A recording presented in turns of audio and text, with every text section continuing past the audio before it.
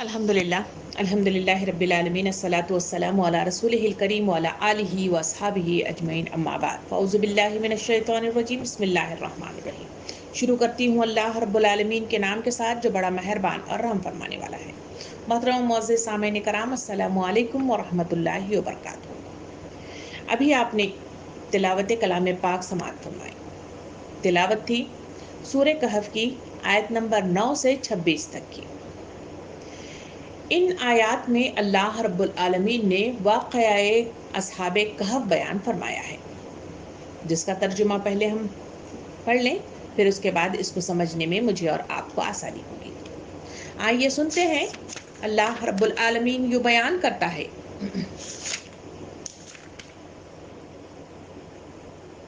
کیا تم سمجھتے ہو کہ غار اور کتبے والے ہماری کوئی عجیب نشانیوں میں سے تھے؟ جب وہ چند نوجوان غار میں پناہ گزیر ہوئے تو انہوں نے کہا کہ اے پروردگار، ہم کو اپنی رحمت خاص سے نواز اور ہمارا معاملہ درست کر دے۔ تو ہم نے انہیں اس غار میں تھپک کر سال ہا سال کے لیے گہری نیند سلا دیا۔ پھر ہم نے انہیں اٹھایا تاکہ دیکھیں ان کے دو گروہوں میں سے کون اپنی مدت قیام کا ٹھیک شمار کرتا ہے۔ ہم ان کا اصل واقعہ تمہیں سناتے ہیں۔ وہ چند نوجوان تھے جو اپنے رب پر ایمان لے آئے تھے اور ہم نے ان کو ہدایت میں ترقی بخشی تھی۔ ہم نے ان کے دل اس وقت مضبوط کر دیے جب وہ اٹھے اور انہوں نے اعلان کر دیا کہ ہمارا رب تو وہی ہے جو آسمان اور زمین کا رب ہے، ہم اسے چھوڑ کر کسی دوسرے معبود کو نہ پکاریں گے۔ اگر ہم ایسا کریں تو بالکل بیجا بات کریں گے۔ پھر انہوں نے آپس میں ایک دوسرے سے کہا، یہ ہماری قوم تو اللہ رب کائنات کو چھوڑ کر دوسرے معبود بنا بیٹھی ہے۔ یہ لوگ ان کے معبود ہونے پر کوئی واضح دلیل کیوں نہیں لاتے؟ آخر اس شخص سے بڑا ظالم اور کون ہو سکتا ہے جو اللہ پر جھوٹ باندھے؟ اب جب کہ تم ان سے اور ان کے معبودان غیر اللہ سے بے تعلق ہو چکے ہو تو چلو اب ہم فلاں غار میں چل کر پناہ لیں۔ تمہارا رب تم پر اپنی رحمت کا دامن وسیع کرے گا اور تمہارے کام کے لیے سر و سامان مہیا کرے گا۔ تم انہیں غار میں دیکھتے ہو تو تمہیں یوں نظر آتا کہ سورج جب نکلتا ہے تو ان کے غار کو چھوڑ کر دائیں جانب چڑھ جاتا ہے اور جب غروب ہوتا ہے تو اس سے بچ کر بائیں جانب اتر جاتا ہے، اور وہ ہیں کہ غار کے اندر کے وسیع جگہ پر پڑے ہوئے ہیں۔ یہ اللہ کی نشانیوں میں سے ایک ہے۔ جس کو اللہ ہدایت دے وہی ہدایت پانے والا ہے، اور جسے اللہ بھٹکا دے اس کے لیے کوئی ولی مرشد نہیں پا سکتے۔ تم انہیں دیکھ کر یہ سمجھتے کہ وہ جاگ رہے ہیں، حالانکہ وہ سو رہے تھے۔ ہم انہیں دائیں بائیں کروٹ دلواتے رہتے تھے اور ان کا کتا غار کے دہانے پر ہاتھ پھیلائے بیٹھا تھا۔ اگر تم کہیں جھانک کر انہیں دیکھتے تو الٹے پاؤں بھاگ کھڑے ہوتے اور تم ان پر نظارے دہشت بیٹھ جاتی۔ اور اسی عجیب کرشمے سے ہم نے انہیں اٹھا بٹھایا تاکہ ذرا آپس میں پوچھ گچھ کرے۔ ان میں سے ایک نے پوچھا، کہو کتنی دیر اس حالت میں رہے؟ دوسروں نے کہا کہ شاید دن بھر یا اس سے کم رہے ہوں گے۔ پھر وہ بولے، اللہ ہی بہتر جانتا ہے کہ ہمارا کتنا وقت اس حالت میں گزرا۔ اب اپنے میں سے کسی ایک کو چاندی کا یہ سکہ دے کر شہر بھیجیں اور وہ دیکھتے ہیں کہ سب سے اچھا کھانا کہاں ملتا ہے، وہاں سے وہ کھانے کے لیے لائے، اور چاہیے کہ ذرا ہوشیاری سے کام کرے، ایسا نہ ہو کہ وہ کسی اور کو ہمارے یہاں خبردار کر بیٹھے اور کہے ان لوگوں کا ہاتھ ہم پر پڑ جائے تو ہم سنسار ہی کر ڈالے جائیں، یا پھر زبردستی ہمیں اپنی ملت میں واپس لے جائیں گے۔ اگر ایسا ہوا تو ہم کبھی فلاح پا نہیں سکیں گے۔ اس طرح ہم نے اہل شہر کو ان کے حال پر مطلع کیا تاکہ لوگ جان لیں کہ اللہ کا وعدہ سچا ہے اور یہ قیامت کی گھڑی پیش آ کر رہے گی۔ مگر ذرا خیال کرو کہ جب سوچنے کی اصل بات یہ تھی کہ اس وقت وہ آپس میں اس بات پر جھگڑ رہے تھے کہ اصحاب کہف کے ساتھ کیا کیا جائے۔ کچھ لوگوں نے کہا کہ ان پر دیوار چن دو، ان کا رب ہی ان کے معاملے کو بہتر جانتا ہے، مگر یہ لوگ اس معاملے پر غالب تھے۔ انہوں نے کہا کہ ہم تو اس پر ایک عبادت گاہ بنا لیں گے۔ کچھ لوگ کہنے لگے کہ وہ 3 تھے یا چوتھا ان کا کتا تھا، اور کچھ دوسرے کہہ دیں گے کہ 5 تھے اور چھٹا ان کا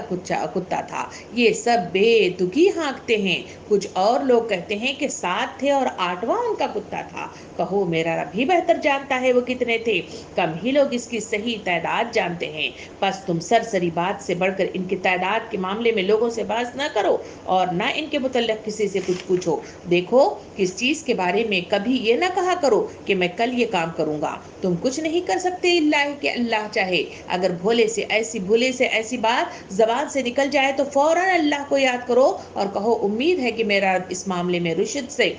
قریب تر بات کی طرف میری رہنمائی فرمائے گا۔ اور وہ غار میں 300 سال رہے اور کچھ مدت کے شمار میں 9 سال اور بڑھ گئے ہیں۔ تم کہو اللہ ان کے قیام کی مدت زیادہ جانتا ہے۔ قیامت آسمانوں اور زمین کے سب پوشیدہ احوال کو اس کو معلوم ہے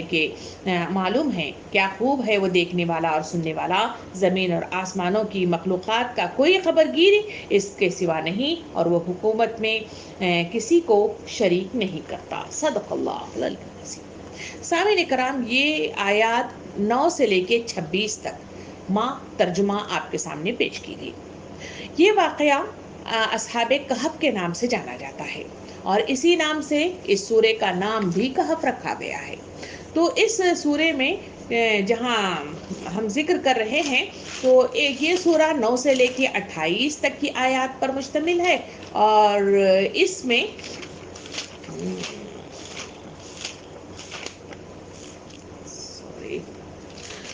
میں ٹوٹل 18 آیات ہیں جو مجھے اور آپ کو مخاطب کرتی ہیں۔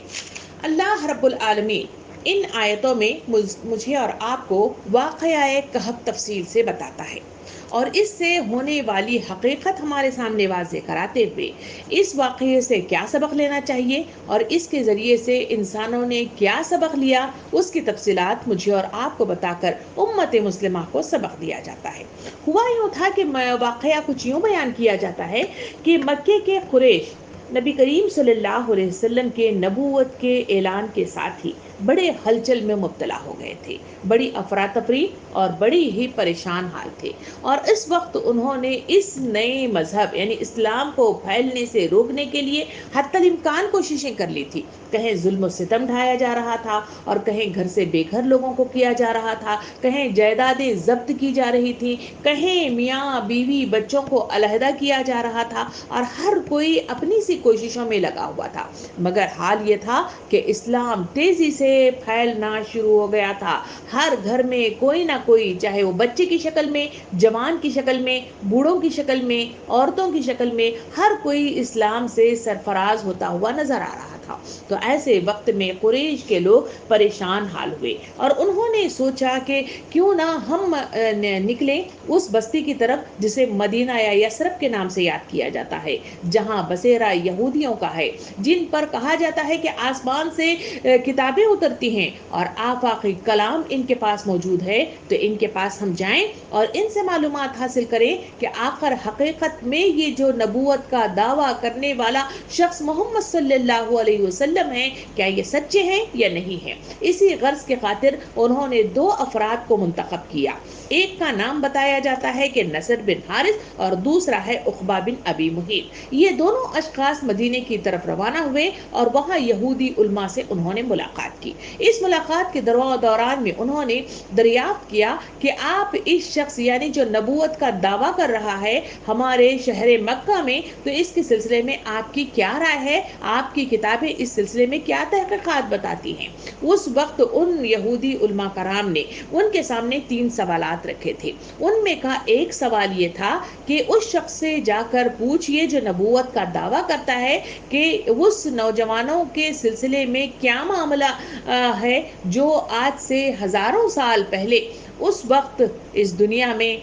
آئے اور انہوں نے اصحاب کہف کے نام سے اپنا نام روشن کیا، تو ان کے سلسلے میں ذرا معلومات حاصل کریں۔ تو یہ پہلا سوال تھا۔ اسی سوال کے نتیجے میں 3 سوالات جہاں لے آئے تھے، یہ پہلا سوال لے کر قریش کے لوگوں نے نبی کریم صلی اللہ علیہ وسلم سے پوچھ کی، اور اس دوران میں نبی کریم صلی اللہ علیہ وسلم کو اللہ کی طرف سے اس کا پورا جواب اس سورہ کہف کی شکل میں آسمان سے جبرائیل علیہ السلام کے ذریعے سے اتار کر ان کو بتا دیا گیا۔ کہا جاتا ہے کہ یہ جو واقعہ جس کا ذکر اصحاب کہف کے نام سے یاد کیا جا رہا ہے، یہ واقعہ نبی کریم صلی اللہ علیہ وسلم کی ولادت سے 20 سال پہلے یہ ظہور پذیر ہو چکا تھا، اور وہاں یہ تمام جو لوگ سوئے ہوئے تھے وہ جاگ گئے تھے۔ روایات کے مطابق کہا جاتا ہے کہ واقعہ کہ 250 ईस्वी में वहाँ के कुछ नौजवान थे जिन्होंने पहाड़ के गार में पनाह ली थी, और 550 ईस्वी में वो बेदार हो गए थे। यानी 300 साल तक वो एक गार में पनाह गुजीर रहे। वहाँ अल्लाह रब्बुल आलमीन ने इन्हें सुला दिया, और फिर ये जब बेदार हुए तो 250 ईस्वी में वो बेदार हुए। और नबी करीम सल्लल्लाहु अलैहि वसल्लम की जो विलादत है वो 570 ईस्वी में वो उनकी विलादत कही जाती है। तो इस तरह 20 साल पहले ये वाक़या लोग ज़हूर पजीर हो चुका था। साइमिन कराम, वाक़या कुछ यूँ बताया जाता है कि 249 ईस्वी से 251 तक एक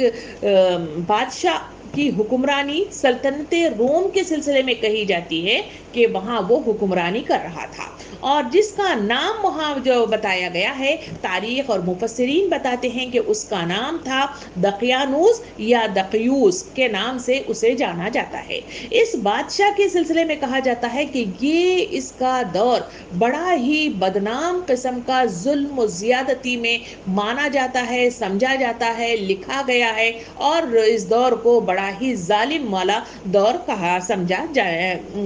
तारीख के सफ़ात में इसे समझा गया है। हुआ यूँ था कि इस बादशाह ने वहाँ पर बहुत ही जबर और ज़्यादती के साथ इसने मसीह अलैहिस्सलाम के मानने वाले लोगों पर जुल्म और ज़्यादती की इंतहा करती थी। यानी इनको जो भी इस मज़हब को मानता या मसीह अलैहिस्सलाम की बताए हुए अहकामात के मुताबिक अपनी ज़िंदगियों को गुजारने की कोशिश करता तो इस पर जबर और ज़्यादती की जाती। अगर वो न मानता तो फिर इनकी सज़ा जो थी वो संसार थी। संसार की सज़ा जना के सिलसिले में है, और वैसी ही सज़ा ये दिया करता, और तमाम लोग, ताकि पूरे के पूरे लोग इसको ख़त्म करने में शामिल हाल रहे, और वो मजमुए आम में इनको पत्थर मार मार कर संसार करके ख़त्म कर दिया जाता था। तो इसी तरह इस अहद के जुल्म में बहुत ज़्यादा माना जाता है, और ये जुल्म ज़्यादती बहुत बड़ी भी थी। मुफस्सिरीन की रिवायात के मुताबिक शहर अफसोस के सिलसिले में कहा जाता है,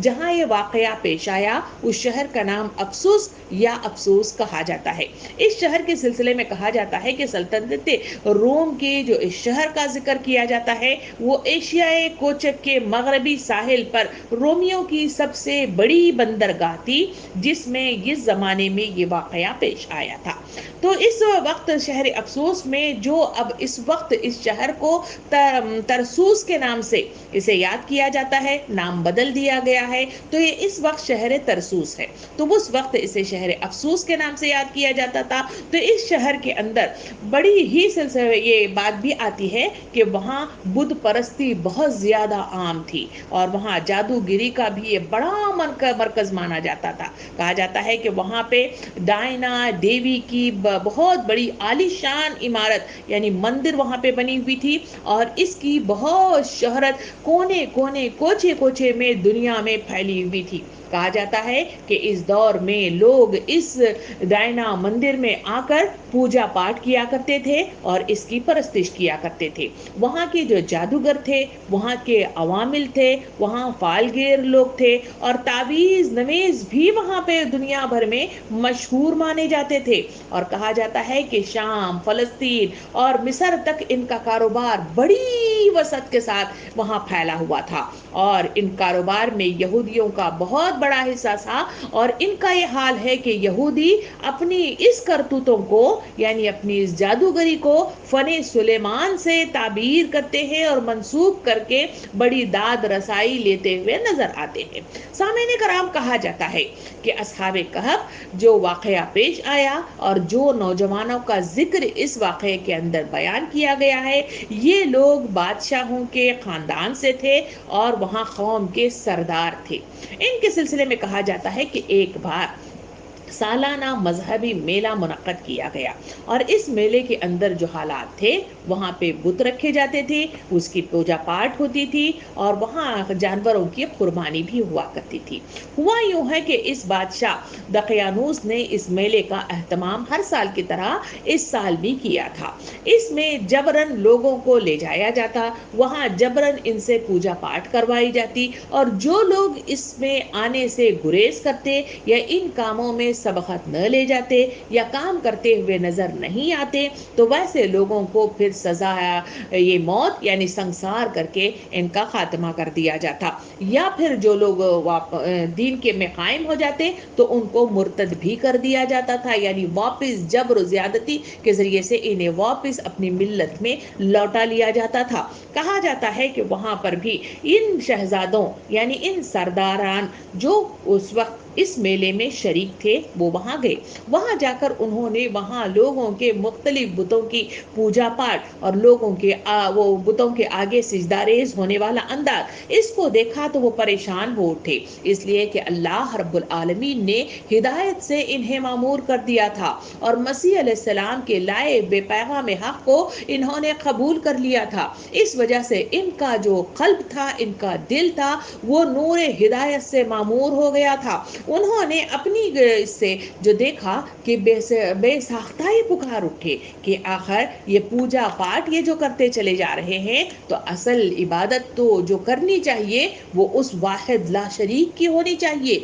उसी के आगे सिजदारेज होने चाहिए। हमें तो इन बुतों से नफरत सी होने लगी है, ना इनके पास कोई दलील है ना कोई अल्लाह का कोई पैगाम है, तो फिर ये किस तरह से अल्लाह के इन बनाए हुए खुद अपने हाथों के बनाए हुए बुतों के आगे सिजदारेज होते हैं और अल्लाह रब्बुल आलमीन के कवानीन के आगे अपने आप को सुपुर्द नहीं करते। तो इस सोचों ने इन नौजवानों को एक जा होने पर मजबूर कर दिया और वो लोग एक एक करते हुए कई जहनों के लोग यानी उस सल्तनत बादशाहियत के शहजादे या फिर सरदार जो थे वो लोग एक जगह जमा हुए। उन्होंने एक दूसरे से अपने ख्यालात शेयर किए जिसके नतीजे में वो एक जत्था बन गए। उसका तस्करा सूरे कहफ आयत नंबर 15 जो अभी आपके सामने तिलावत की गई थी वो उन्होंने पेश की। आइए उसको दोबारा सुनते हैं। तो इन्होंने कहा कि फिर उन्होंने अपने आपस में एक दूसरे से कहा कि हमारी कौम तो रब्बे कायनात को छोड़कर दूसरे खुदा बना बैठी है, ये लोग इनके माबूद होने पर कोई वाज़ेह दलील क्यों नहीं लाते? आखिर इस शख्स से बढ़कर बड़ा जालिम कौन होगा जो अल्लाह पर झूठ बांधे? तो इस तरह उन्होंने बाकायदा तौर पर इस बनाए हुए कानून गलत अकीदे की बुनियाद पर जो मज़ाहिब कायम थे उससे उन्होंने इनकार कर दिया। बादशाह की जबरन की जाने वाली ज़्यादती से उन्होंने इनकार कर दिया और इस तरह इन नौजवानों ने अल्लाह रब्बुल आलमीन के आगे कलमे हक बुलंद किया और अपने सीनों को इस्लाम से मामूर कर दिया और बाकायदा तौर पर इबादत के लिए इन्होंने अपनी एक अलग जगह मुतय्यन की, उसको बनाया और वहाँ ये बाकायदा तौर पर ये अल्लाह वाहिद ला शरीक की इबादत करने लगे। कुछ वक्त नहीं गुजरा था कि लोगों को खबर होने लगी कि ये कुछ नौजवान हैं जो अलग इबादत करते हैं, क्योंकि उस वक्त उस बादशाह यानी दकियानूस के जबर की वजह से सब लोग परेशान हाल थे और हर कोई डरा हुआ था। इस वजह से कई कमजोर दिल ईमान रखने वाले लोग वो लोग थे जिन्होंने डर कर अपने इस्लाम को उन्होंने अंदर ही छुपा रखा था, ऐलान नहीं करते थे और डरे सहमे रहते थे। इसी दौरान में इन नौजवानों के सिलसिले में उन्होंने देखा कि वहां पर ये नौजवान हैं कि बाकायदा तौर पर इन्होंने इबादत गाह अपनी अलग बनाई और उन्होंने वहां पर बाकायदा अपनी इबादत यानी अल्लाह वाहिद ला शरीक की इबादत करने लगे। तो इनमें से कुछ लोग ऐसे थे जो खबरी थे, तो उन्होंने बाकायदा तौर पर बादशाह को इसकी इतला दे दी कि आपके ही खानदान के कुछ अफराद हैं जो सरदारान हैं, उन्होंने अपनी एक अलग जगह बनाकर इबादत शुरू कर दी है। हुआ यूं है कि बादशाह आग बगोला हो गया। बादशाह ने नौजवानों को दरबार में तलब किया और बाकायदा तौर पर इतलाआत के मुताबिक इनसे पूछ-बूछ करना शुरू कर दी। तो नौजवानों ने एक तरफ जहां बादशाह का डर था, इस डर को अपने दिल से निकाल दिया। अल्लाह वाहिद ला शरीक के आगे सिजदारेज हुए थे, इस वजह से इनके ईमानों में और ज्यादा बढ़ोतरी हुई और इन्होंने बेबाकाना अंदाज में बादशाह के हर सवाल का जवाब उन्होंने ऐलान हक के साथ अदा कर दिया, जिसका जिक्र इस सूरे कहफ की आयत नंबर 13 और 14 में अल्लाह रब्बुल आलमीन बयान करता है, जिसका तर्जुमा कुछ यूं है, वो चंद नौजवान थे जो अपने रब पर ईमान ले आए थे और हमने इनको हिदायत और तरक्की बख्शी थी और ہم نے ان کے دل اس وقت مضبوط کر دیے تھے جب وہ اٹھے اور انہوں نے اعلان کر دیا کہ ہمارا رب تو بس وہی ہے جو آسمان اور زمین کا رب ہے، ہم ایسے اسے چھوڑ کر کسی دوسرے معبود کو نہ پکاریں گے، اور ہم ایسا کریں تو بالکل بے جا بات ہوگی۔ یعنی یہ اعلان حق تھا جو ان نوجوانوں نے باقاعدہ طور پر اس بادشاہ دقیانوس کے سامنے انہوں نے وضاحت کر دی۔ ان نوجوانوں کا جواب سنتے ہی بادشاہ دقیانوس آگ بگولا ہو گیا، اور پھر اس نے باقاعدہ طور پر اس آگ بگولی کے انداز میں اس نے انہیں نوجوانوں کو ڈرانا دھمکانا شروع کر دیا، اور ان کے بدن پر جو پوشاک جو شہزادوں کی تھی ان پوشاکوں کو اتار کر الگ کرنے کا حکم دے دیا۔ نوجوانوں نے اپنے پوشاک اتار دیے، عام سے عوام کے کپڑے انہوں نے پہن لیے۔ اس بنا پر بادشاہ نے ان پر یہ زیادتی کی شاید کہ بعد جو شہزادے ہیں وہ اپنی اس جو سٹینڈرڈ ہے یا پھر اپنا جو مقام ہے، اپنا معیار ہے، اور جن کی پوشاک ہے ان کے اتر جانے کی بنا پر وہ ڈر جائیں گے اور واپس کلمہ حق کو ادا کرنے کی بجائے میری طرف، ملت کی طرف واپس لوٹ آئیں گے۔ اس نے انہیں ڈرایا دھمکایا، پوشاک اتاری، نوجوانوں کو غور و فکر کرنے کے لیے کہا، اور آخر کار اس نے کہا کہ میں تمہیں چند روز کی مہلت دیتا ہوں، اور اگر تم اس مہلت کے دوران میں غور و فکر کر کے واپس ملت کی طرف لوٹ آؤ گے تو تمہارے لیے بہتری کا سامان ہے۔ اگر تم نے اس دوران میں غور و فکر نہیں کیا اور پھر اسی پر جمے رہے تو یقین کرو کہ میں تمہیں قتل کر دوں گا، میں تمہیں سنسار کر دوں گا۔ اس طرح کی دھمکی بادشاہ دقیانوس نے انہیں دینا شروع کر دی۔ تو اس دوران میں نوجوانوں نے سوچنا شروع کر دیا کہ یہ جبار بادشاہ ہے، کچھ بھی کر سکتا ہے، ظلم و زیادتی کی بنا پر اپنی حکومت کو مینٹین کرنا چاہتا ہے، تو اسی وجہ سے وہ ملت میں واپس آنے کے لیے ہم پر زیادتی کرے گا یا ہمیں سنسار کر دے گا۔ اس کا ذکر سورہ کہف انہی آیتوں میں 16 میں اللہ رب العالمین نے اس کی وضاحت کی۔ ترجمہ کچھ اس طرح ہے: اب جبکہ تم ان سے اور ان کے معبودان غیر اللہ سے بے تعلق ہو چکے ہو تو چلو فلاں غار میں چل کر پناہ لو، تمہارا رب تم پر رحمت کا دامن وسیع کرے گا اور تمہارے کام کے لیے سر و سامان مہیا کرے گا۔ اس طرح انہوں نے ایک دوسرے سے مخاطب ہو کے کہا کہ اب ہماری یہاں کوئی جگہ نہیں ہے، اب یہاں ہماری کوئی پناہ گزین نہیں ہے، اس لیے کہ اگر ہم ان کے درمیان رہے تو یہ بادشاہ جبار دقیانوس یہ ہمیں واپس اپنی ملت کے طرف لوٹنے کے لیے کچھ بھی کر سکتا ہے۔ اگر ہم مرتد ہونا ہے تو یہاں پہ رہنا ہے، اگر نہیں ہے تو پھر ہم یہاں سے نکل جانا ہی ہمارے لیے بہتر ہے۔ یہ سوچ، یہ فکر، یہ غور و فکر کے بعد اس مشورے پر، اس رائے پر انہوں نے اپنے آپ کو لگایا اور اس کے مطابق وہاں سے نکل کھڑے ہوئے۔ اس طرح ایمان بچانے کے لیے ان نوجوانوں نے اس ایشیائی کوچک کے مغربی ساحل کے کھنڈرات کی طرف رواں ہو گئے۔ وہاں پہ ایک غار جس کا ذکر اس سورے کے اندر کیا گیا ہے، کہف کے سلسلے میں کہا جاتا ہے کہ وہاں اس غار میں انہوں نے پناہ گزیر اپنا بنا لیا۔ کہا جاتا ہے کہ غار کا دہانہ جو کہف جس کا ذکر کیا جاتا ہے، کہف کا مطلب ہے پہاڑی غار جس میں اندر وسیع مطلب جگہ ہو، تو اس کو کہف کے نام سے یاد کیا جاتا ہے۔ تو غار کے سلسلے میں کہا جاتا ہے کہ جہاں انہوں نے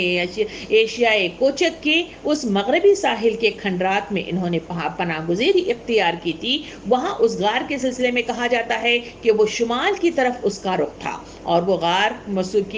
کے اندر سورج کی کرنیں، جہاں سورج طلوع ہوتا تھا اس کی کرنیں کسی موسم میں بھی پورے غار پر محیط نہیں ہو سکتی تھی، اس لیے کہ یہ غار کا جو دہانہ یا اس کا منہ تھا وہ مطلب جو ہے شمال کی طرف کھلنے والا تھا۔ اس لیے کہا جاتا ہے کہ وہاں سورج کی روشنی اندر تک پوری نہیں پہنچتی تھی، اور وہاں گزرنے والا شخص بھی، کیونکہ غار اندر تک گھس جانے کے بعد اندر وسیع جگہ رکھتا ہے، اس لیے کہ وہاں پہ اندھیرا ہوتا ہے، اسی وجہ سے جو لوگ اگر اندر جائیں تو وہاں انہیں کچھ نظر نہیں آتا، اور اگر وہ جھانک کر دیکھیں بھی تو وہاں پر ان لوگوں کو موجود پائیں گے جن کو اس غار میں افراد میں اپنے ساتھ ایک کتے کو بھی ساتھ یہ ان کے ساتھ تھا، وہ اپنے ساتھ غار میں لے کر چلے گئے تھے۔ کہا جاتا ہے کہ اللہ نے ان افراد کو رکھنے کا جو طریقہ اپنایا، یہ عجیب طریقے سے اللہ رب العالمین نے ان کا انتظام کیا۔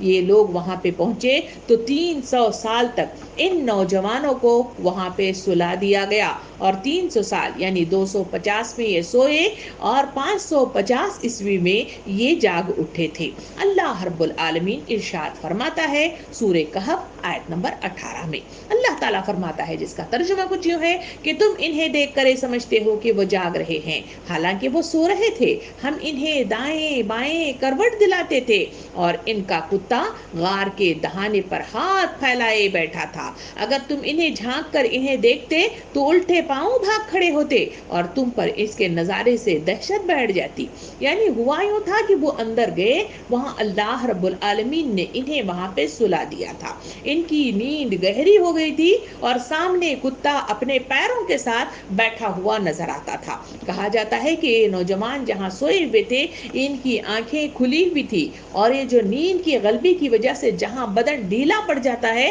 ایسی کوئی کیفیت نہیں تھی، بلکہ یہ ان کا جسم بالکل جو ہے چاق و چوبند تھا، اور ان کو اللہ رب العالمین کروٹیں بھی بدلاتا تھا، دائیں اور بائیں کروٹیں بدلاتا، اور ان کی سانس کو بھی برقرار رکھا تھا کہ لوگ اگر اندر آ کر جھانک کر دیکھیں تو وہاں ماحول کہا جاتا ہے کہ قرآن مجید کہتا ہے کہ ماحول دہشت زدہ نظر آتا، کیونکہ اس وقت کا جو ماحول تھا ڈاکہ زنی عام تھی، لوٹ مار عام تھی، قتل و غارت گیری عام تھی۔ اس وجہ سے لوگ سمجھتے تھے کہ اندر کوئی ڈاکو بیٹھے ہوئے ہیں، کیونکہ ان کے ساتھ ایک خونخوار کتا بھی سامنے بیٹھا ہوا ہے اور وہ انہیں نوچ کھائے گا۔ اس وجہ سے لوگ اندر آنے کی جسارت نہیں کرتے، کیونکہ ان کی کھلی آنکھوں سے ایسا لگتا کہ جیسے وہ ہمیں دیکھ رہے ہیں اور ہماری طرف لپک آئیں گے۔ یہ دہشت زدہ وہ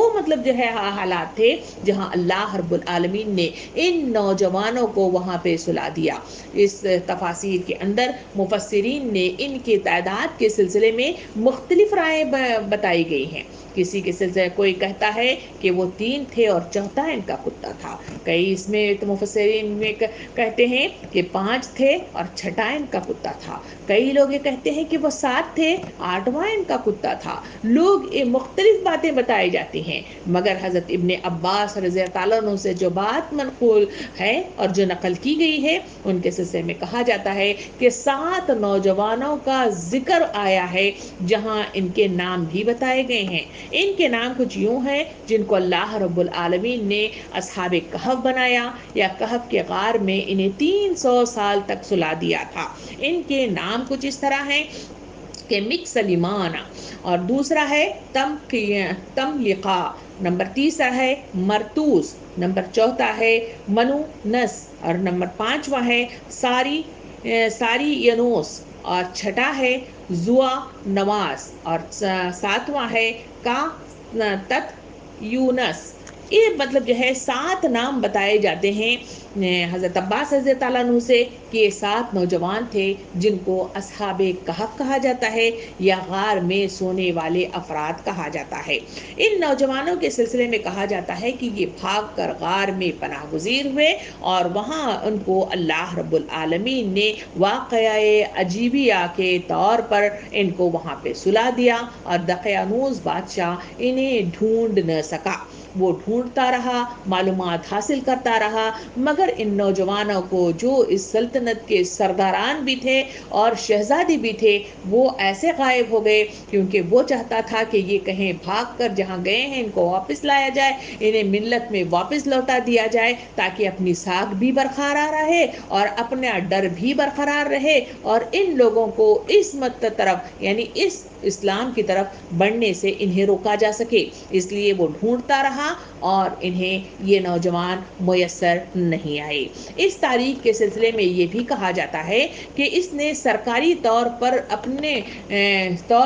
اس نے ایک تختی بھی لکھوائی تھی اور یہاں پہ گارڈ بھی دیا تھا کہ اس کو جو بھی دیکھے، جو لوگ بھی ان نوجوانوں سے ملاقات کریں، جہاں کہیں انہیں میسر آئیں وہ انہیں واپس لوٹائیں اور انہیں حکومت کے حوالے کر دے، اس لیے کہ یہ اشتہاری مجرم ہیں۔ اور ان کے سلسلے میں تاریخ کے صفحات یہ بتاتے ہیں کہ ان کے نام اور ان کے پتے اس تختی پر محفوظ کر دیے گئے تھے اور کہا جاتا ہے کہ جہاں کہیں وہ ان کو ملے تو انہیں گرفتار کر لیا جائے، اور یہ تختی رقیم کے نام سے جانی جاتی ہے۔ اس لیے اس سورے میں جہاں آیت نمبر 9 کا تذکرہ ہے وہاں پہ کہا گیا ہے کہ جو عربی آیات میں اس طرح لکھا ہے ان اصحاب الکہف اور رقیم کانوا من آیاتنا عجبا، یعنی یہاں پہ الرقیم کا جو تذکرہ کیا گیا ہے، الرقیم یعنی اس تختی کو کہتے ہیں جس میں اس بادشاہ دقیانوس نے ان کی باقاعدہ طور پر نام اور پتے اس میں گارڈ دیے تھے اور اس کو اس وہاں کتبے کی طور پر لگا دیا گیا تھا تاکہ لوگ اسے دیکھیں اور جہاں کہیں ہوں ان کو ڈھونڈ کر ان کے بادشاہ کے پاس لے آیا جائے۔ تو اس طرح اس کتبے کے سلسلے میں جب کھدائی آثار قدیمہ کی ہوئی وہاں یہ کتبہ میسر آیا، تو ان تفصیل کا مجھے اور آپ کو مفسرین نے میرے اور آپ تک جانکاری پہنچائی ہے۔ سامعین کرام، واقعہ کچھ یوں آگے بڑھتا ہے کہ اس طرح وہاں وہ نوجوان 300 سال تک اللہ رب العالمین کے حکم سے کروٹیں بدلتے ہوئے وہاں سوئے رہے، اور اس درمیان میں جو حالات پیش آئے جہاں دقیانوس کی وجہ سے وہاں پہ ظلم و زیادتی ہوتی تھی اور اسلام کی بجائے دوسرا مذہب وہاں پہ کار فرما تھا، شرک گری وہاں پہ عام تھی، جادوگری اور فال گری وہاں پہ عام تھی اور تعویذ گنڈے بھی وہاں پہ ہوا کرتے تھے۔ تو ایسے دوران میں اللہ رب العالمین کے حکم ہی کی بدولت حالات نے اور دور نے کروٹ بدلی اور آنکھ بدل گئے، اور ہوا یہ کہ اس بادشاہ کے ختم ہونے کے بعد وہاں جو دوسرے بادشاہ برسر اقتدار آئے وہاں مسیحیت کو انہوں نے عروج دیا، مسیحیت کو قبول کیا گیا اور اسلام پھیلنا شروع ہو گیا، اور باقاعدہ طور پر ملک مسیحیت کو قبول کر کے اقتدار بھی اسی کے ہاتھوں میں آ گیا، اور 550 عیسوی میں سلطنت ایک بادشاہ کے ہاتھ میں آئی جس کا نام لیا جاتا ہے بیدوئیس کے نام سے اس کو یاد کیا جاتا ہے۔ اس بادشاہ کے سلسلے میں کہا جاتا ہے کہ یہ بادشاہ بہت نیک طبیعت اور صالح فطرت کا عامل تھا اور مسیحیت کا علمبردار تھا، اسلام کو جانتا تھا اور اسلام کو پھیلانے میں بہت آگے تھا۔ اس دور کے سلسلے میں کہا جاتا ہے کہ جب یہ بادشاہ برسر اقتدار تھا تو اس دوران میں وہاں کی جو سلطنت کا قبضہ تھا وہ حق کا تو ضرور تھا، مگر اس زمانے میں قیادت اور قیامت اور مردوں کے دوبارہ زندہ کیے جانے پر بڑی خلجان میں لوگ مبتلا تھے، شک و شبہات میں مبتلا تھے اور اختلافات ان کے بڑھتے ہی چلے جا رہے تھے۔ اس دور کے سلسلے میں کہا جاتا ہے کہ ایک فرقہ اس میں سے منکر حق بن کر کھڑا ہو گیا تھا جو باقاعدہ طور پر جسم کے مدفون ہونے اور وہاں پر جسم سل گڑ جانے کی بنا پر وہ پورا مٹی بن جاتا ہے اور دنیا میں پھیل جاتا ہے، تو پھر دوبارہ وہ بدن کیسے دوبارہ بنے گا اور کس طرح اٹھایا جائے گا، اس پر اس نے انکار حق کر دیا تھا اور باقاعدہ طور پر وہ الگ اپنا ایک فرقہ بنا بیٹھا تھا۔ اس کی بنا پر 431 عیسوی میں کہا جاتا ہے کہ پوری عیسائی دنیا کی مذہبی پیشواؤں کی ایک کونسل بھی اس وقت میں منعقد کی گئی تھی جس میں باقاعدہ طور پر مسیح علیہ السلام کی الوہیت اور حضرت مریم علیہ السلام کے مادر خدا ہونے کا عقیدہ چرچ کا سرکاری عقیدہ قرار دیا گیا تھا، اور اس وقت یہ لوگ سچے پیروان مسیح ہونے کی بجائے عیسائی عوام کے رہنما اور پیشوا بنے بیٹھے تھے، اور مذہبی وہ سیاسی امور کی بھاگیں انہی لوگوں کے ہاتھوں میں تھی، اور یہ لوگ اسلام کو تو تو مانتے تھے مگر آخرت کا انکار کرتے تھے، دوبارہ اٹھائے جانے پر انکار کرتے تھے۔ تو ایسے حالات اس وقت کے دور کے تھے جب یہ نوجوان بیدار ہو گئے تھے۔ سامعین کرام، کہا جاتا ہے کہ رومی سلطنت 5ویں صدی کے وسط تک پہنچتے پہنچتے عام عیسائیوں میں خصوصاً کہا جاتا ہے کہ رومن کیتھولک کلیسا میں شرک بہت عروج پر پہنچ گیا تھا۔ کہا جاتا ہے کہ اس دور میں اولیاء کرام پرستی عروج پر تھی اور قبر پرستی عروج پر تھی۔ بزرگوں کے مزاروں پر انہیں آستانے چڑھانا، بزرگ جو لوگ الوہیت کے دور میں انہوں نے اپنی الوہیت اختیار کر لی تھی، ان پر چڑھاوے چڑھا دینا، ان کے پاس دعاؤں کے لیے درخواستیں کرنا، ان کی پوجا پاٹ کرنا، ان کے آگے سجدہ ریز ہونا، انہی کی باتوں کو اللہ کے مقابلے میں ان کی باتوں کو اولیت کا درجہ دینا۔ اور اتنا ہی نہیں، مسیح اور مریم علیہ السلام اور حواریین کے جو مجسمے تھے، انہوں نے خود ساختہ مجسمے بنا لیے اور باقاعدہ طور پر گرجوں میں ان کو لگا دیا گیا تھا۔ کہا جاتا ہے کہ بادشاہ بیدوئیس کو بہت فکر لگ گئی تھی کیونکہ اس اقتدار اس کے ہاتھوں میں تھا۔ وہ پریشان حال تھا کہ لوگوں کے ان عقائد کو کیسے چینج کیا جائے اور کس طرح سے ان کے شک و شبہات جو دوبارہ زندہ کیے جانے کے سلسلے میں ہیں، ان کو کس طرح سے بیدار کیا جائے، اس کو کچھ سمجھ میں نہیں آ رہا تھا۔ وہ مختلف کوششیں کر بیٹھا مگر لوگ تھے کہ اسی پر جمے ہوئے تھے اور ان کے آخرت کے سلسلے میں مختلف کونسلیں بلائی جاتی، مختلف مباحثے کیے جاتے، لوگ اختلافات کو بڑھاوا ہی دے رہے تھے، فرقوں سے فرقے ایک دوسرے سے بٹنے لگ گئے تھے، مگر ان کا حال یہ تھا کہ وہ لوگ اللہ کے اس کلمے کی خاطر اپنے دوبارہ اٹھائے جانے والی بات کو ماننے کے لیے تیار نہیں تھے۔ ایسے وقت میں بادشاہ کو کچھ سمجھ میں نہیں آیا تو اس وقت تاریخ کے صفحات مفسرین مجھے اور آپ کو یہ بات بتاتے ہیں کہ وہ بادشاہ یعنی بدیس اس نے اس وقت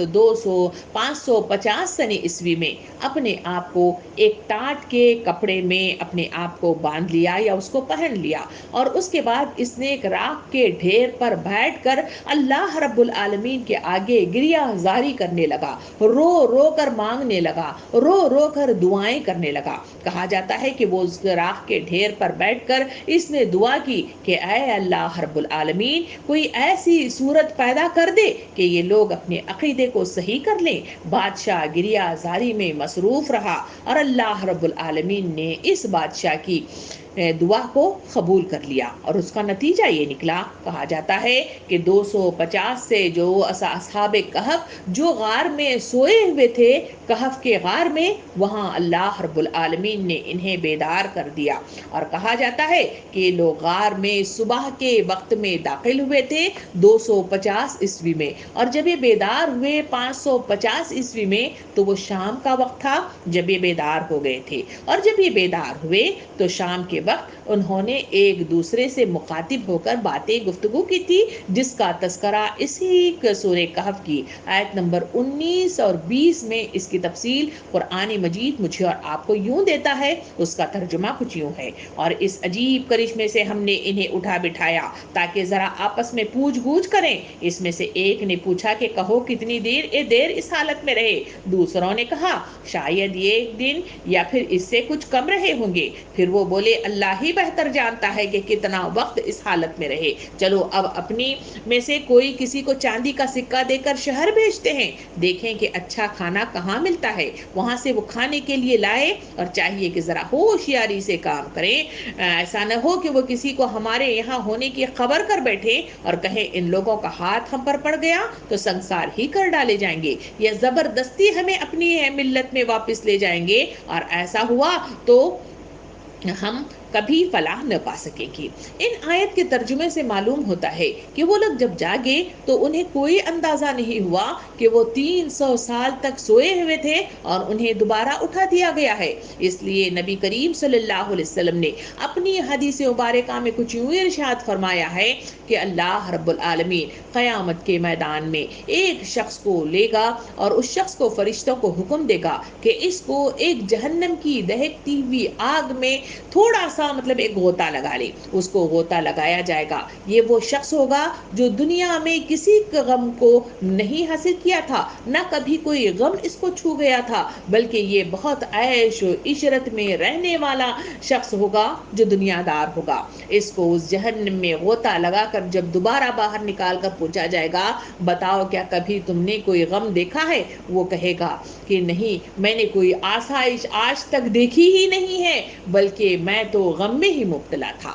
اس کے سلسلے میں دوسرے شخص کے سلسلے میں کہا جاتا ہے کہ جو اس دنیا میں بہت زیادہ مصیبتوں میں گھرا ہوا تھا، پریشانیوں میں ڈوبا ہوا تھا، آزمائشوں میں ڈوبا ہوا تھا، اسے جنت کی کیاریوں میں ایک مطلب جو ہے غوطہ لگا کر باہر لایا جائے گا۔ اس سے پوچھا جائے گا کہ کیا تم نے کبھی کوئی ایسی غم والی چیز کبھی دیکھی ہے؟ وہ کہے گا کہ میں نے کبھی غم دیکھا ہی نہیں ہے، بلکہ میں نے ہمیشہ اچھائی دیکھی ہے۔ اس حدیث سے جو بات مجھے اور آپ کو معلوم ہوتی ہے کہ انسانی فطرت میں سے ہے کہ جو پیچھے کتنا بھی کچھ کر لیا جائے وہ اس کو بھلا دیا جاتا ہے اور سامنے والی چیز کو یاد رکھا جاتا ہے اور اسی چیز کو وہ حقیقت جانتا ہے۔ بالکل ایسا ہی ہوا کہ اس اصحاب کہف کو بھی وہاں جب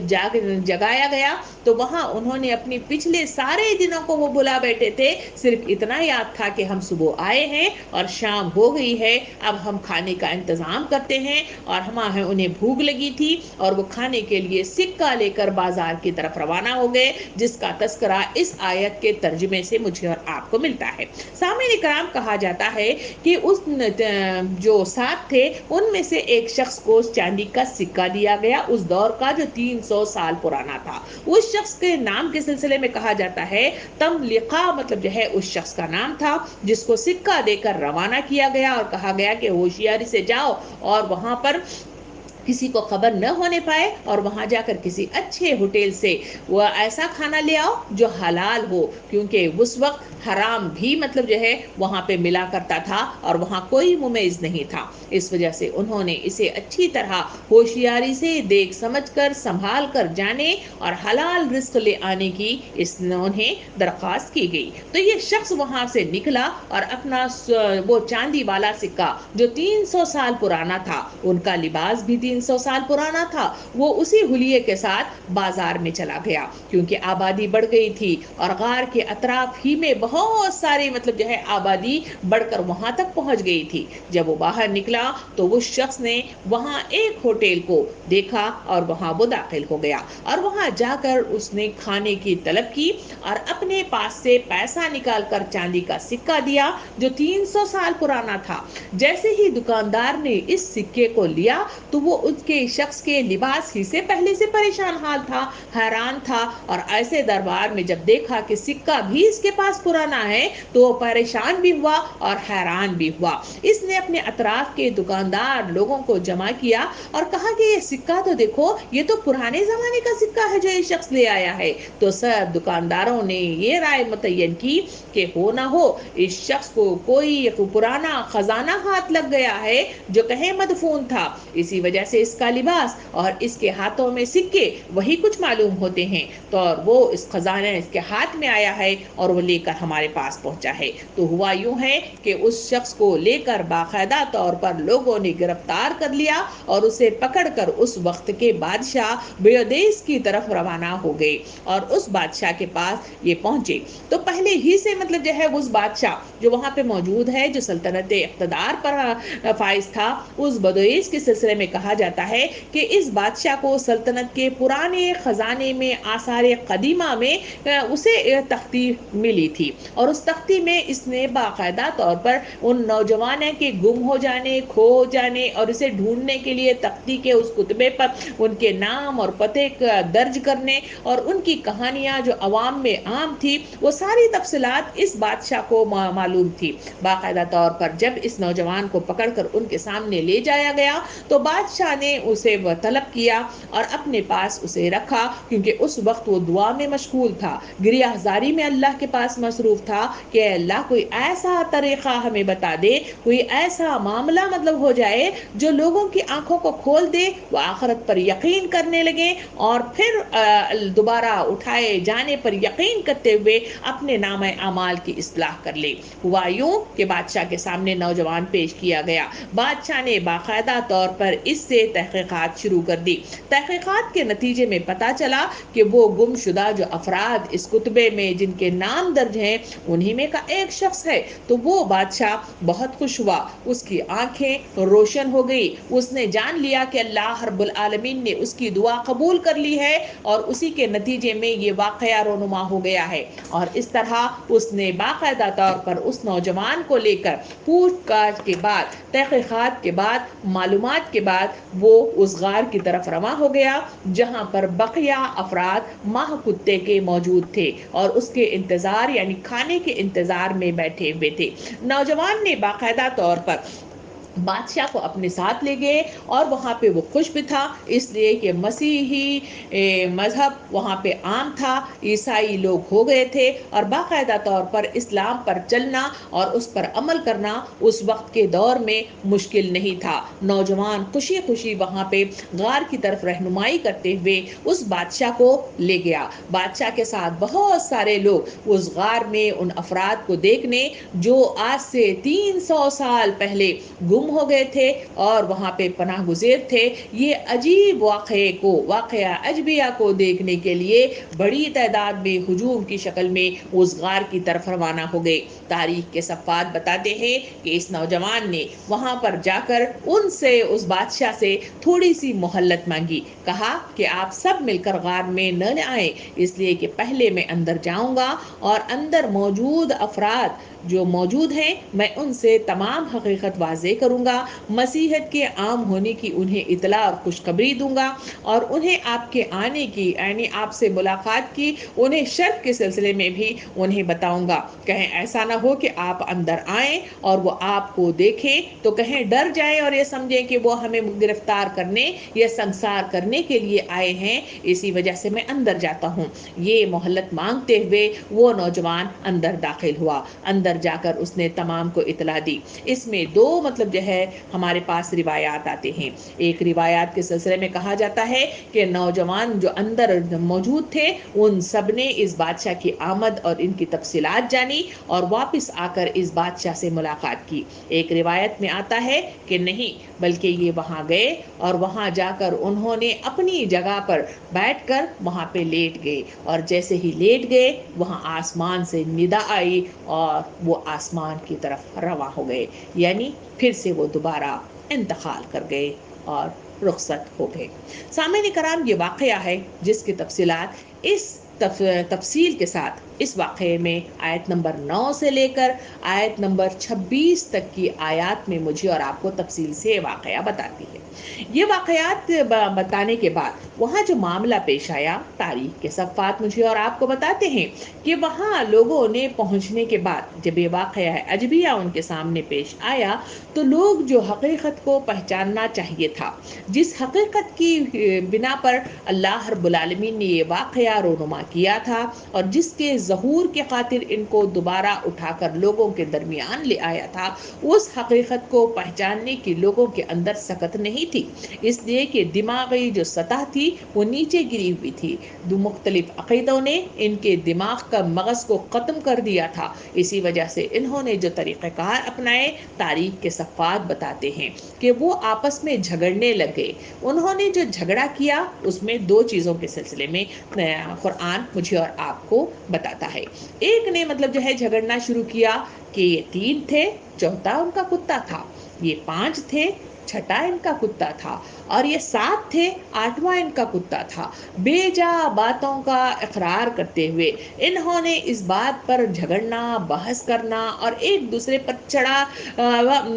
چڑھائی کرنا یہ کام شروع کر دیے اور آپس میں لڑ مرنے لگے۔ دوسرا گروہ وہ تھا جو وہاں پہ بیٹھا ہوا یہ مشورہ کرنے لگا، یہ رائے دینے لگا، یہ گفتگو کرنے لگا کہ یہ نوجوان جو اتنے سالوں سے ایک واقعہ عجیبیہ کے تحت اللہ رب العالمین کے تحت ان کو سلا کر 300 سال کے بعد جگا کر ہمارے سامنے لے آئے ہیں، تو ہو نہ ہو یہ بڑے مطلب جو ہے بزرگ لوگ ہیں، بڑے مطلب جو ہے مقدس لوگ ہیں، اس وجہ سے ان پر مقبرہ تعمیر کر دیا جائے، کیونکہ اس وقت کی جو ذہنیت تھی آپ کو تاریخ کے ساتھ میں آپ کو بتا چکی ہوں کہ وہاں اولیاء کرام کی مزاریں تھیں، وہاں پہ ان پر چڑھاوے جاتے تھے، ان پر تعویذیں بنائی جاتی تھیں، ان پر چادریں چڑھائی جاتی تھی، تو یہ تمام وہ حالات تھے جو اس وقت کی ذہنیت تھی۔ اس ذہنیت نے ان کی آنکھوں کو کھول کر حقیقت واحدہ کی طرف لے آنے کی بجائے ان کی آنکھوں پر ویسے ہی پردے ڈالا، اور وہ اسی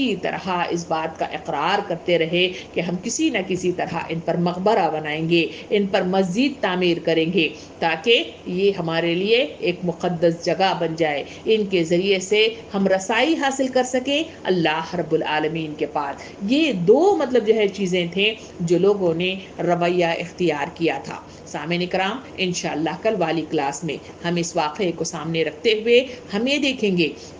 کہ اللہ رب العالمین اس واقعے کے ذریعے سے کون سی چیزیں ہیں جو میرے اور آپ کے سامنے آشکارا کرنا چاہتا ہے، اور کون سی چیزیں ہیں جس کی بدولت میرے اور آپ کی آنکھوں کو کھول کر اللہ واحد لا شریک کے کا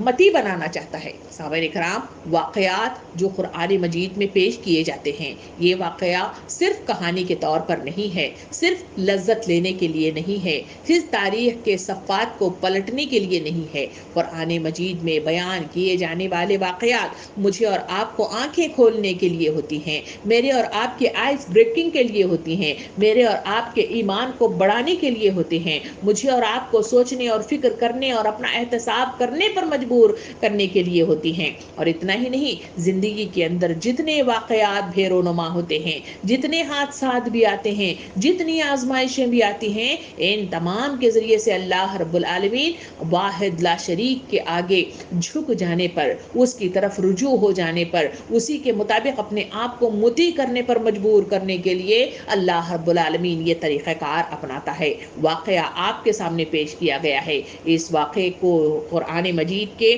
کسی بھی ترجمے کے ساتھ آپ گھر میں بیٹھ کے پڑھیے اور سوچئے کہ اس واقعے کے ذریعے سے اللہ رب العالمین کیا مطلب جو ہے وہ چیزیں ہیں جو میرے اور آپ کے سامنے لے آنا چاہتا ہے۔ کہ آج کے دور میں بھی ہمارا رویہ وہی ہے کہ اگر کہیں ایسے واقعات پیش آ جائیں تو کیا میرا اور آپ کا سوچنے کا انداز بھی وہی ہے جو اس وقت کے دور کے لوگوں نے کہا کیا کہ آپس میں بے جا باتوں کے سلسلے میں اختلافات کریں کہ 3 تھے چوتھا کتا تھا، 5 تھے 5 چھٹا کتا تھا، یا 7 تھے 8واں کتا تھا، اس پر بحث کرنے سے کوئی فائدہ ہے؟ یا پھر مطلب جو ہے وہی بات کہ ان پر مزار کو تعمیر کر دیا جائے، ان پر مقبرہ بنایا جائے، ان پر مسجد کی تعمیر کی جائے، اور پھر انہیں وسیلے والی مطلب جو ہے درجے پر رکھ کر ان کے ذریعے سے وسیلہ تلاش کرنے کی کوشش کی جائے۔ کیا آج کی ذہنیت یہی ہے؟ سوچئے، غور و فکر کرتے رہیے۔ انشاءاللہ کل والی کلاس میں بڑی تفصیل کے ساتھ ہم آپ کے سامنے بات کو لے آنے کی انشاءاللہ کوشش کریں گے۔ اللہ تعالیٰ واقعات کو سن کر عمل پیرا ہونے، اس کے ذریعے سے ذہنوں کو صحیح معنوں میں کھل جانے اور ایمان پر کاربند ہونے اور ایمان ہی کے مطابق اپنی زندگیوں کو استوار کرنے والی صلاحیت میرے اور آپ کے اندر پیدا کر فرمائے۔ آمین۔ وآخر الدعوانا ان الحمدللہ رب العالمین۔